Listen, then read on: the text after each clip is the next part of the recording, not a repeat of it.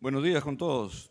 En primer lugar, quiero agradecer a los organizadores la oportunidad de estar nuevamente participando en un Congreso de Emprendedores Amazónicos en un tema que es muy importante, ¿no? Lo que nos toca trabajar en esta sesión se refiere a las propuestas para promover el desarrollo sostenible, agropecuario y forestal en la Amazonía peruana.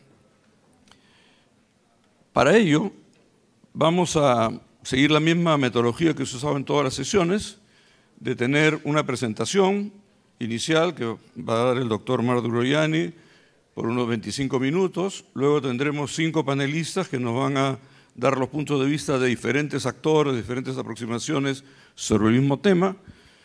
En el programa dice 4, pero yo creo que es mejor que sea por 5 minutos, sinceramos que sea por 5 y después vemos si hay tiempo para más. Luego el doctor Durayani tendrá la oportunidad de hacer un nuevo comentario. Finalmente, una última ronda de los panelistas, según cómo nos vaya con el tiempo.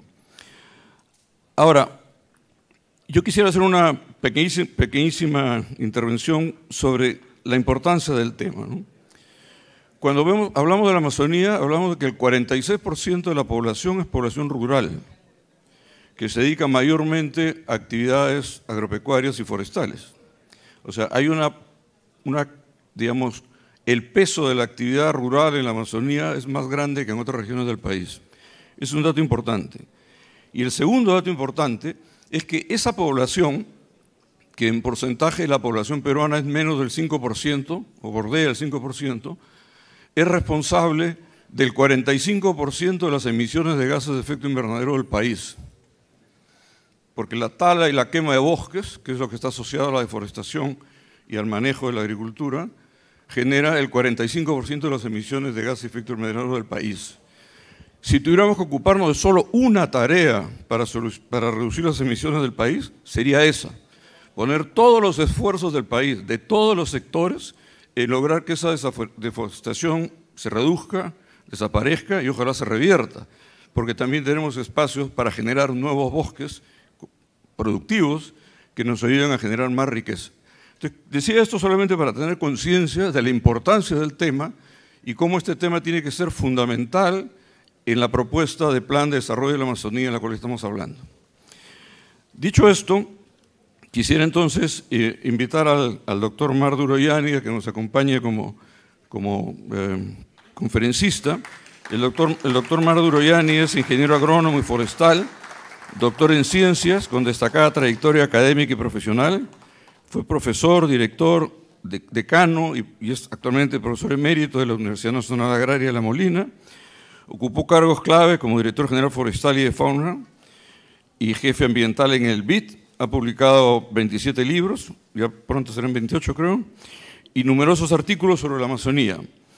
En el año pasado, en el año 2024, recibió el premio Thomas Lovejoy por su labor de conservación, en particular en la Amazonía. Quiero también invitar a las personas que nos van a acompañar como panelistas. En primer lugar, al señor embajador de la Unión Europea, Jonathan Hartwell. Por favor, embajador. El economista Juan Manuel Benítez, que es el presidente de Instituto Crecer y ha sido ministro de Agricultura, nos va a acompañar de forma virtual. Así que va a ser el último panelista en intervenir. Quisiera también invitar al señor Cristian Peso, gerente general de Global Forest Perú. Bienvenido. A la señora Karen Ortega, líder de sostenibilidad y gestión institucional del Grupo DC. Bienvenida. Y a la señora... Dios mío, se fue el nombre. A la señora Salvit Ojama, que es vicepresidenta del Frente de Defensa Nacional Agraria, Paz y Desarrollo Sostenible, FEDEPAZ. Bueno, ya estamos todos aquí, las reglas están establecidas, así que vamos a dar paso al doctor Durayani para una presentación de 25 minutos. Por favor, doctor. Gracias, Gustavo. Bueno, comienzo por agradecer otra vez la oportunidad de estar aquí ante tanta gente importante, tanta gente que conoce la Amazonía. Ese es mi primer comentario. Muchas gracias. Es un placer estar aquí. Segundo, quiero decir que estoy muy confuso porque cuando toca la séptima conferencia o la séptima presentación, casi todo ya ha sido dicho. Tanto es así que no les voy a presentar un PowerPoint. He hecho dos, lo van a tener, supongo, en los anales del evento, pero decidí hablar sin PowerPoint. Así que a ver si me salgo bien. Bueno, quería comenzar por donde terminó Gustavo Suárez. La cuestión ambiental de la Amazonía no es una broma, no es bla, bla, bla, es un hecho. Y creo que muchos de los participantes y de los que han intervenido antes lo han tomado, sí, hay que cuidar los bosques, hay que salvar la Amazonía de los problemas del cambio climático, hasta se mencionó el punto de no retorno, pero tuve la impresión de que son declaraciones un poco ligeras, porque luego uno escucha: necesitamos más carreteras, necesitamos más vialidad, necesitamos... Y en muchas de esas intervenciones se olvida la contradicción entre una cosa y otra. Lo que se necesita es un equilibrio, y vamos a hablar de cómo conseguir ese equilibrio entre desarrollo y, no voy a decir medio ambiente, esa es una palabra vaga, sino servicios ambientales que nos permiten vivir y prosperar. Samuel nos hablaba de que él piensa en sus empresas ¿cuánto dijiste? 100 generaciones. Bueno, Baba nos habló de una empresa japonesa, o no, tú nos hablaste, que piensa que ya existe hace 1000 generaciones la misma empresa. Bueno, el futuro del país es así, y ese futuro no existe si no consideramos la parte que estamos llamando ambiental. Bien. Cambio climático, ¿a qué se debe?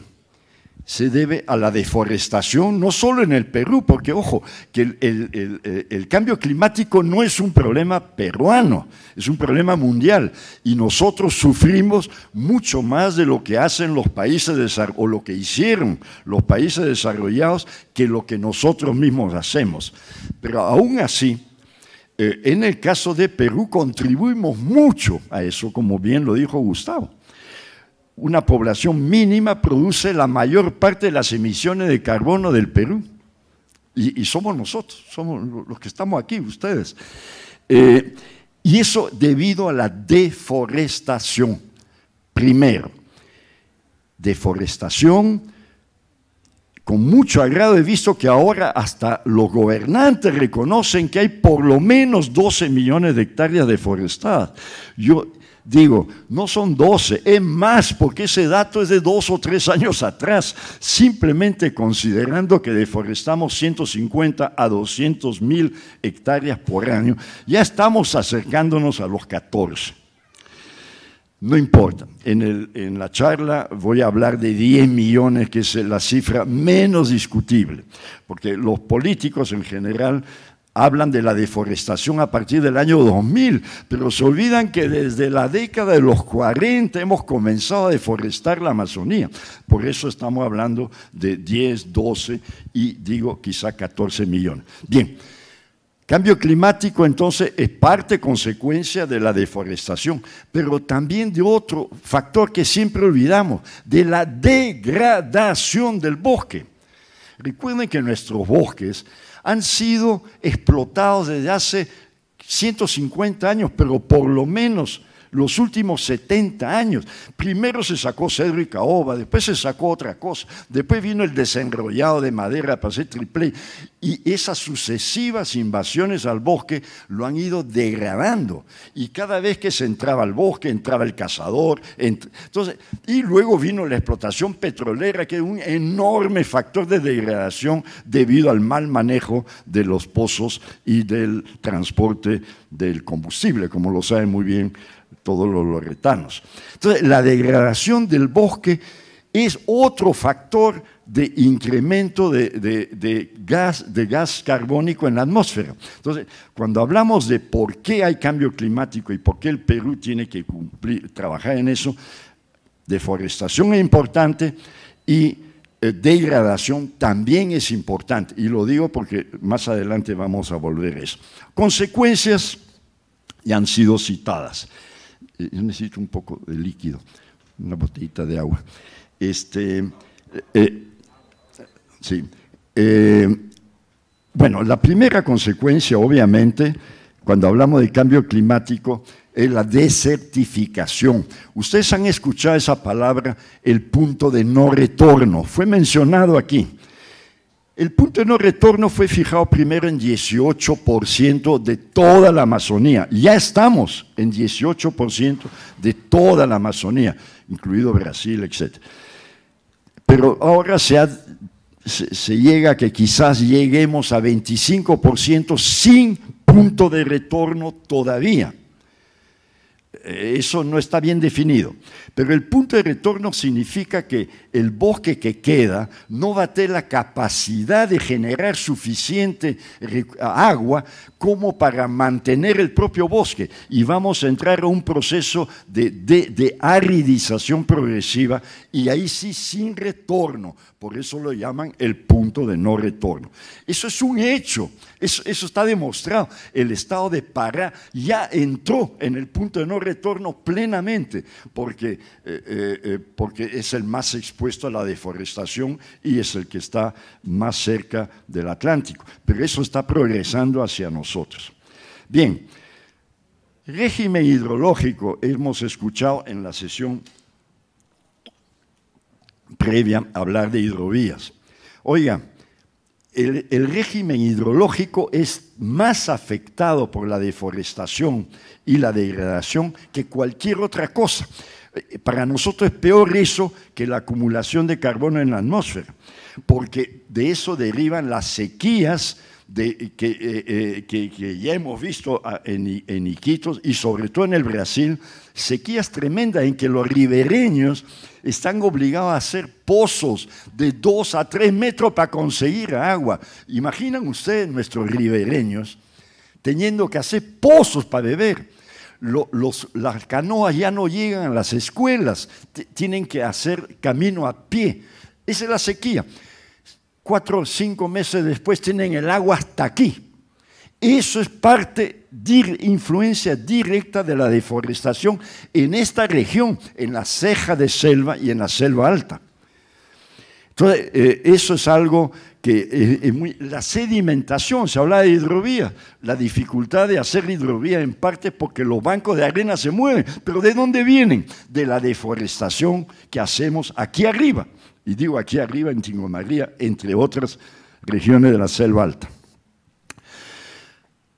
Bueno, pérdida de biodiversidad, no voy a hablar, pues ya lo saben. Entonces, lo que quiero decir que el ciclo hidrológico es lo más importante, tanto más porque parte de la humedad que llevan los famosos ríos voladores, que son las nubes que se generan desde el Brasil y se generan también en la Amazonía peruana, llegan hasta los Andes, y si bien gran parte se deriva hacia Argentina, hacia el sur de Brasil, otra parte se queda en los glaciares, y cada día más los científicos están considerando que gran parte de la pérdida de glaciares, que ya alcanza casi el 50%, que abastecen la agricultura rica de la costa, depende de esos ríos voladores que a su vez dependen de la no deforestación.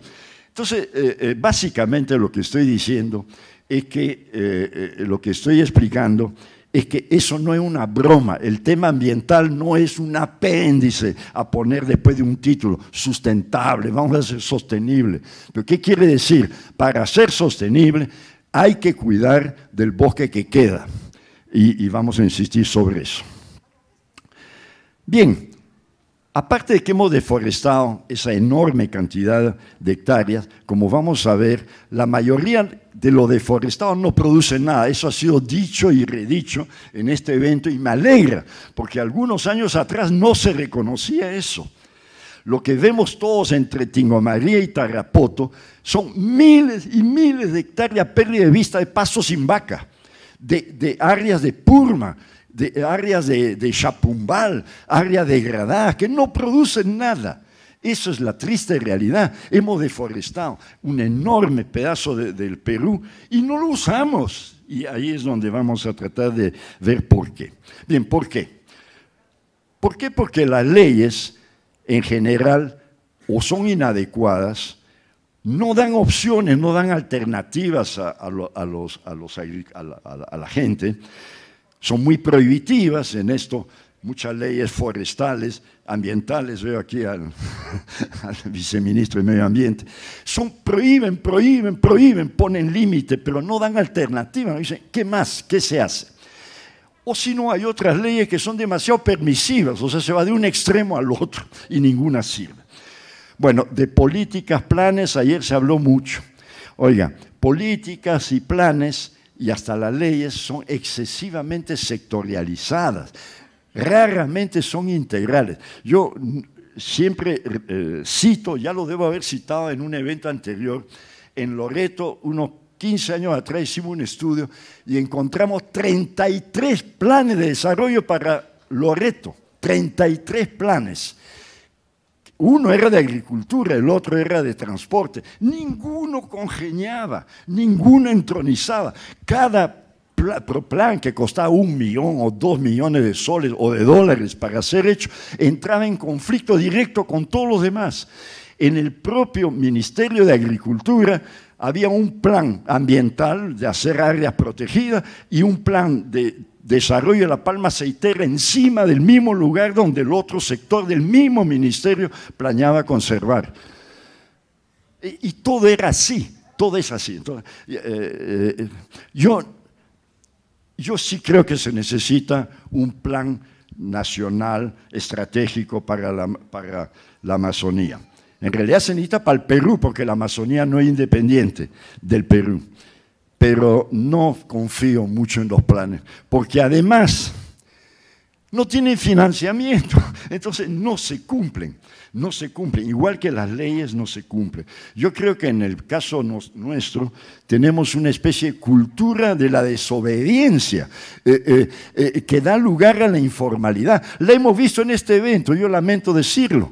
Las reglas de este evento no se han cumplido. Las mismas personas que reclaman que no se cumplen las leyes nacionales no cumplen ni siquiera los 4 minutos que les corresponden. Es un pésimo ejemplo y eso no debe ser así. Entonces, ¿qué es lo que hay que hacer? ¿Qué hacer ahora?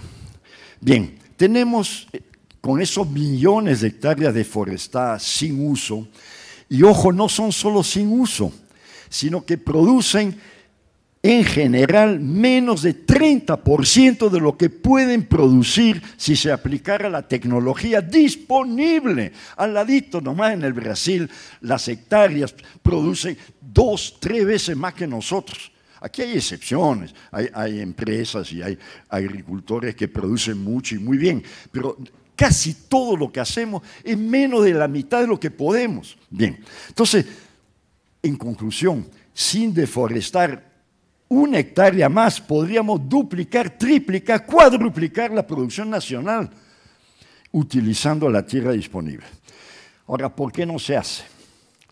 Porque en mi época, yo fui director forestal en los años 70, bien a comienzos de los 70, en que ambiente era forestal porque no había nada parecido a medio ambiente en toda la gestión pública peruana.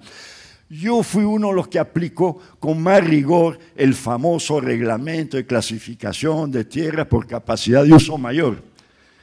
Y lo impusimos porque nosotros lo aplicábamos. ¿Y era para qué? Para evitar que la reforma agraria de Velasco trabajé en ese periodo, nos colonizara toda la selva, porque querían repartir pedazos a todo el mundo que ni siquiera estaba en la selva en ese momento. Era para facilitar la llegada de más migrantes a la Amazonía. Entonces, nosotros, para evitar la destrucción de la selva, aplicamos ese reglamento. Y fue muy bueno en esa época. Pero el mundo ha cambiado, el mundo ha cambiado. Ese reglamento es un invento americano que lo hemos aplicado en Perú y en otros países, pero los demás países lo han desechado. Nosotros seguimos con eso hasta hoy. Hoy día no tiene ninguna validad técnica ni económica, porque si bien es verdad que las tierras tienen aptitud forestal, la tecnología actual permite usarlas. Perfectamente se pueden aprovechar y producir. Oiga usted, todo el cerrado brasileño, que es el granero del Brasil, era tierra de aptitud forestal. Todo Mato Grosso y gran parte de Rondônia, yo trabajé 8 años en Rondônia, es de aptitud forestal, pero si se aplica abono, se corrige la tierra, produce. Por supuesto que sí. Miren, se puede producir en la luna y van a producir en la luna. Entonces sí se puede producir. Pero ¿por qué no se puede otorgar? Ya tiene, todo eso ha sido invadido. Hemos hablado de que hay mucho desorden en la Amazonía. Y claro, la conclusión del desorden es la informalidad y la invasión es la subsecuencia. Entonces, los invasores han invadido tierra de aptitud forestal de acuerdo a ese tipo de legislación. Entonces no se les puede titular. En este momento la tierra que ellos han invadido y deforestado ya no, biológicamente ha perdido su valor. Ya no hay majaces, ni añuje, ni nada. Ahí no hay nada. Hay helechos o bueno, puede haber una purma que sí puede tener valor, porque esa es una forma. Ahí hay purmas, se ve a todo alrededor hay purmas. Toda esta área de Tingomarría que yo conocí en los años 50 fue totalmente deforestada, ha sido recuperada progresivamente y hoy día tenemos un bosque alrededor. A Dios gracias, una maravilla. Pero igual no produce. Entonces, lo que hay que hacer, obviamente, es permitir a la gente ser dueño de esa tierra para que inviertan y se establezcan en esa tierra y decirle, tú estás recibiendo 10, 20, 30 hectáreas, las que hayan deforestado, pero te vamos a darle el título, pero tú de aquí no te mueves, te quedas aquí. Esa tierra es tuya, tienes títulos, puedes desarrollarla, invertir en ella, negociarla, comprarla, venderla. O sea, volver a tener un sistema en esa parte que ya está deforestada. Vean bien, yo insisto siempre en lo mismo, que ya está deforestada. ¿Qué es lo que ya está deforestado? Por lo menos en áreas de protección, por lo menos 1 millón de hectáreas. En las tierras indígenas, 1 a 2 millones de hectáreas ya están deforestados, porque los indígenas, me pasé un tema. En este momento, si la Amazonía tiene 72 millones de hectáreas, en áreas protegidas tenemos 21 millones de hectáreas. En tierras indígenas, más o menos 20 millones de hectáreas. En agricultura hay 4 millones más o menos en producción, pero y 3 millones de hectáreas son agua, y hay 18 millones de hectáreas en lo que se llama los bosques de producción permanente. Y ahí es donde están casi todos los invasores, están en ese tipo de bosques porque el Estado nunca ha sabido protegerlo bien. Y es de esa porción de bosques de producción o protección, sobre todo de producción, que van a salir los millones de hectáreas ya deforestadas que deberían ser titulados si queremos resolver la situación. Bien, entonces, hablando de la Amazonía peruana en su conjunto, la parte que es de área protegida, sea regionales o nacionales, está estable, ya tiene propiedad, está regularizado. Las tierras indígenas están regularizadas, pero falta regularizar más. Y ahí hay que poner también hasta dónde se expanden las tierras indígenas, porque tiene que haber un punto de cierre, pero hay que concluir lo que ellos merecen. Y aquí fue planteado ayer un tema fundamental, los ribereños, que son los pobladores originales de toda la ribera de los ríos amazónicos, a ellos nadie los consideró. Se consideraron los nativos, se consideró en cierta forma a los privados, porque ya tienen 4 millones de hectáreas tituladas, pero a las comunidades ribereñas no se les ha titulado. Ahí es indispensable dar prioridad, y como lo reclamaba muy bien un agricultor ayer, un ribereño, dicho sea de paso, y nosotros somos de ahí, estábamos ahí antes que se haga el bosque de producción, mucho antes, y nosotros nada, nosotros no tenemos un caserío y cada uno tenía su propiedad alrededor, pero eso no ha sido reconocido. Eso es prioritario de reconocer por razones de justicia, porque esos ribereños, recuerden, son parte nativos, parte inmigrantes de la época del caucho inclusive, entonces necesitan tener tranquilidad.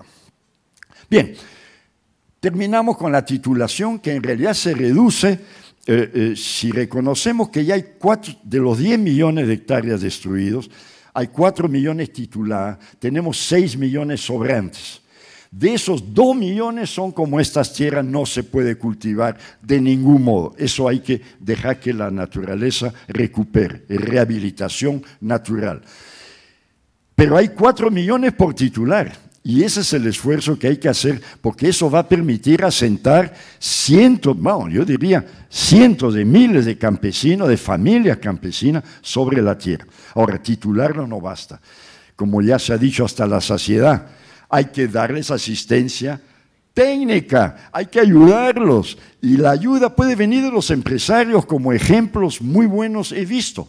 Pero en realidad es función del gobierno. Cuando yo era joven y trabajaba aquí en Tingo María, había las famosas camionetas amarillas del servicio de extensión agrícola, que iban con la jeep de chacra en chacra, diciendo, conversando con el agricultor: oye, ¿y tú qué produces? Oye, ¿por qué no usas esta semilla que he traído en la camioneta? ¿Por qué no pruebas ese producto que te va a ayudar a que germine mejor?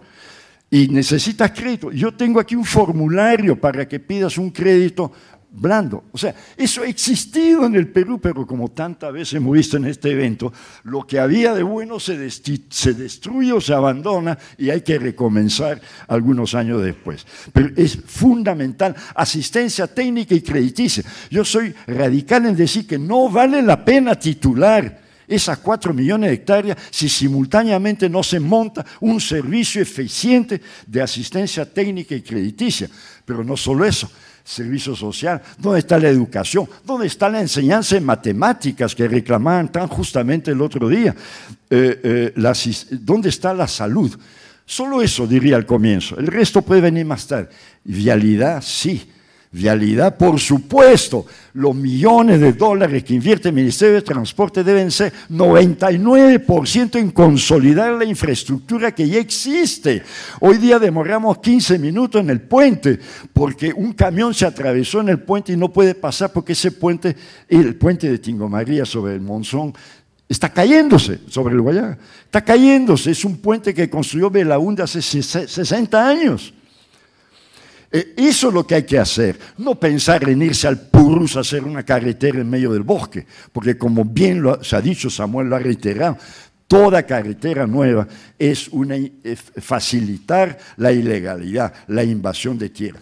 Oigan, yo no tengo nada contra las carreteras, el Parque Nacional Yellowstone tiene carreteras, solo que ahí se respeta la ley. Yo ya dije una característica peruana o nuestra, es la cultura de no obedecer. La ley es letra muerta. En Estados Unidos un parque atravesado de carretera no tiene un puesto de gasolina, no tiene ningún invasor, a nadie se le ocurre. Pero aquí es la regla, invadir, no cumplir la ley. Entonces no se puede abrir carreteras mientras no se eduque a la población. Bien, ahora, eso es la parte, sí, esa es la parte agraria. Pero si no se resuelve la parte forestal, no vamos tampoco a ningún lado. Entonces, hay que crear una barrera entre el bosque y la zona que va a ser utilizada para agricultura, una barrera que permita la defensa. Eso implica reformar la legislación forestal, porque la mayor parte de las carreteras que se producen en la Amazonía y que permiten la invasión son de extractores forestales de las concesiones. Entonces hay que eliminar el sistema de concesiones. Y también hay que pensar que el bosque no es, ahí sí alguien lo dijo aquí varias veces, el bosque no es el futuro de la industria maderera peruana. El futuro de la industria maderera peruana es la plantación forestal, que debe depender de agricultura, no de forestales. Y el bosque tiene una función esencialmente de conservación y de protección de nuestro abastecimiento, de servicios ambientales. Ahora, fortalecer el sector ambiental también implica fortalecer a los indígenas, porque ellos son los que tienen gran parte de los bosques. Y es indispensable, como ya se ha propuesto, crear una escuela de guardabosques.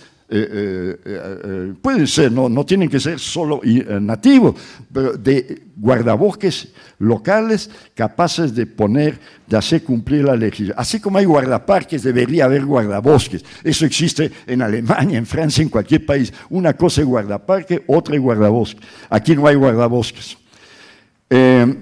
Bueno, se tiene para hablar muchísimo más, obviamente, no da el tiempo, pero quería concluir diciendo si es posible, pero de nada va a servir si no es integral. La integralidad en este caso es que no se puede reconocer propiedad de los invasores sin al mismo tiempo darles ayuda y sin al mismo tiempo no proteger drásticamente el bosque, prácticamente prohibir deforestación en cualquier lugar que no sea la zona agraria, una área reconocida para la agricultura.